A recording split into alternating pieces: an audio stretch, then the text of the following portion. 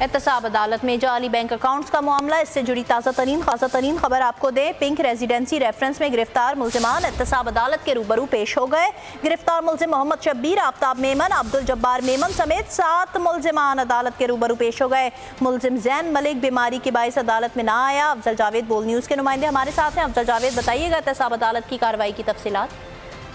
जी देखें, आज एहतसाब अदालत में जो पिंक रेजिडेंसी रेफरेंस है उसमें तमाम गिरफ्तार मुल्जिमान हैं, उन्हें आज एहतसाब अदालत में पेश किया गया। मजमूरी तौर पर 7 मुल्जिमान हैं जिन्हें आज एहतसाब अदालत में पेश किया गया। जो मुल्जिम जैन मलिक हैं उन्हें बीमारी के बाद अदालत में पेश नहीं किया जा सका, और मुल्जिम मुमताज अभी जो है सख्त अदालत में पेश होने के बाद आज एहतसाब अदालत में पेश नहीं हो सके, जिस पर एहतसाब अदालत अशक मलिक ने जो इस्तफसार किया था मुल्जिम मुमताज अली के खिलाफ करप्शन के बहुत सारे केसेस है, जिसके बाद उन्हें दूसरी अदालतों में पेश किया जा रहा है, जिस पर वकील मुमताज अली के कहने कि नहीं, उनके खिलाफ एक केस है सखर की अदालत में चल रहा है, जिसके बाद वो आज नहीं पेश हो सके। सखर जो अब्दुल गनी मजीद है, जो एक आम मुल्जिम है, वो भी कराची जेल में होने की वजह से आज की समाज में पेश नहीं हो सके। और चेयरमैन नैब ने जो है ख्वाजा अब्दुल गनी मजीद के जो प्रोटेक्शन ऑर्डर हैं वो जारी किए थे। ये बताया नैब की प्रोसिक्यूशन की जाने पर, जिसके बाद जो केस की समाअत है वो 29 मई तक जो है वो मुलतवी कर दी गई है। जी बिल्कुल सही, बहुत शुक्रिया आपका अफजल जावेद तफसीलात बताने का।